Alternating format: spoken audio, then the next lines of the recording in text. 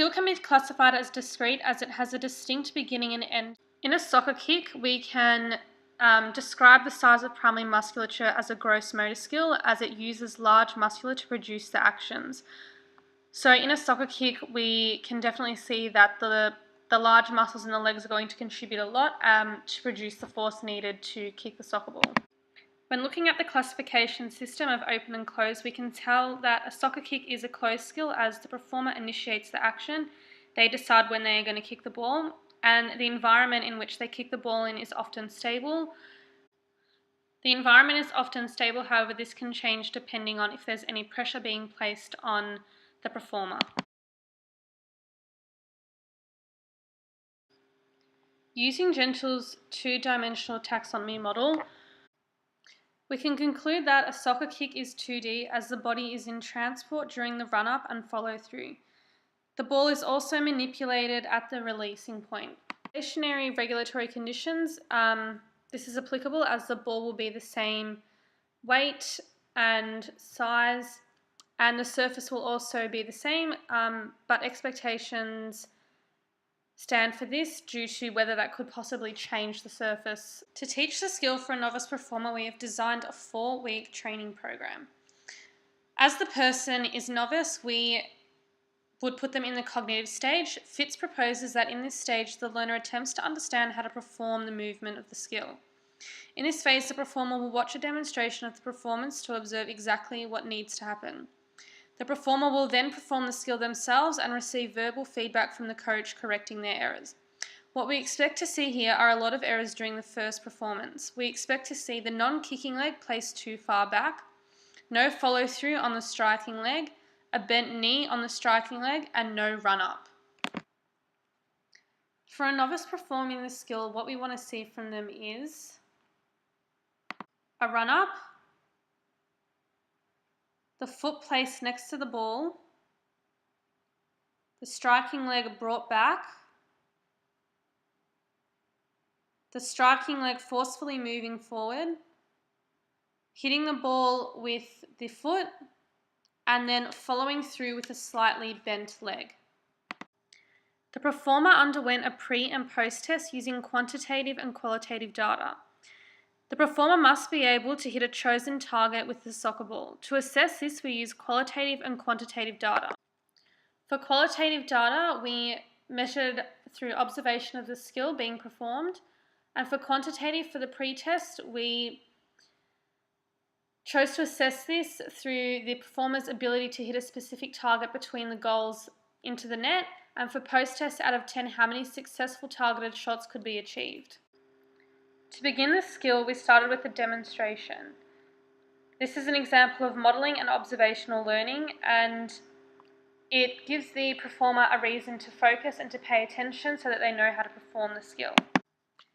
Based on Bandura's theory of modelling and social learning, when a person observes a model, they translate the observed movement information into a symbolic memory code that forms a basis of stored representation in memory and uses when the observer performs the skill. In this clip, we can see that the performer is trying to produce the same movement that they observed previously. However, as we can see, there are many errors. For our pre-test, we did a basic kick, a basic soccer kick that involved hitting a target on the wall. For our retention test, we will do the exact same skill, but it would take place a week after the completion of the skills training to determine the extent of the level of performance achieved and to see if it can be reproduced after some time of disuse. For our transfer test, we had the performer hitting a target from different distances and also from different angles.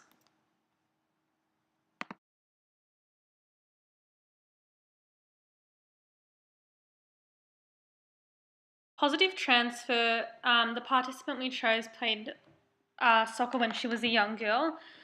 This means that there are identical elements, the same cognitive processing. However, as the performer played at age 12, the skill is probably diminished and hasn't been retained as well.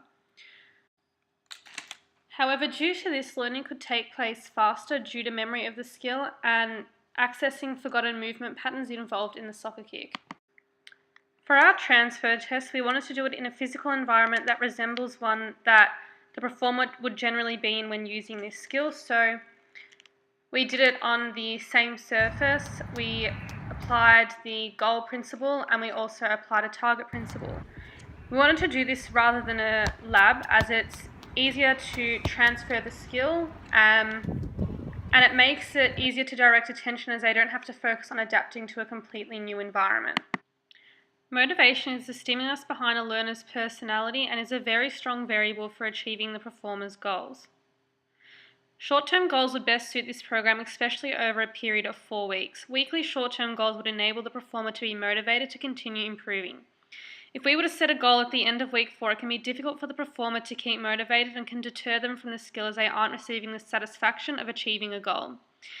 To keep the learner interested and motivated, we would provide rewards when the task is performed correctly as a reinforcement.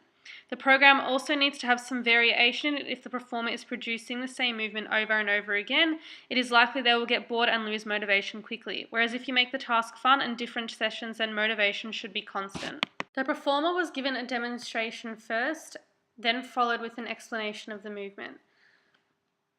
Throughout the performance, we gave verbal cues, which is conscious phrases, usually 1 or 2 words that are used as an alternate method of communicating information of the key aspects in the movement. We use things such as follow through and using the side of foot to remind the performer of what they needed to do in the movement. During the practice of the skill, the teacher and demonstrator would encourage the performer to use positive self-talk in their heads while performing the skill to provide them with positivity and confidence they needed to produce the skill.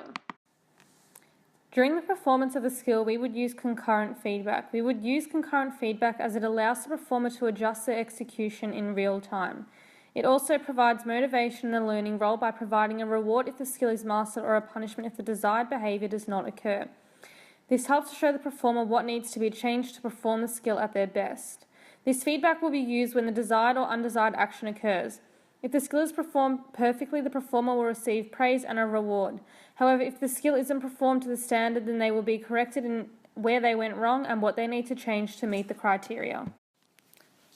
Our chosen skill would be classified as whole practice, as the skill is low in complexity and high in organisation. If the correct steps aren't taken, then the skill cannot be carried out properly. For example, for our soccer kick, there are many steps leading up to the kick. If you miss a step, the skill execution is decreased. This is why it is important to be organised in the sequence of the skill. We used slow motion practice. We broke it up and simplified the steps of the skill, slowing it down and doing the movement before actually physically kicking the ball. So we went through where to place the foot, how far the follow through needs to be, the placement of the feet and the legs. For a soccer kick, we would use distributed practice, which is shorter and more frequent sessions. Generally, people learn skills better in a large number of short practice sessions rather than having a long session and fewer per week. We also chose to do distributed over massed, as massed practice results in fatigue. It may reduce cognitive effort and it provides less time for the memory repetition of the skill to be stored and learned. If we were to do mass practice, it would make it a lot more difficult to achieve the retention of the task in a 4-week period.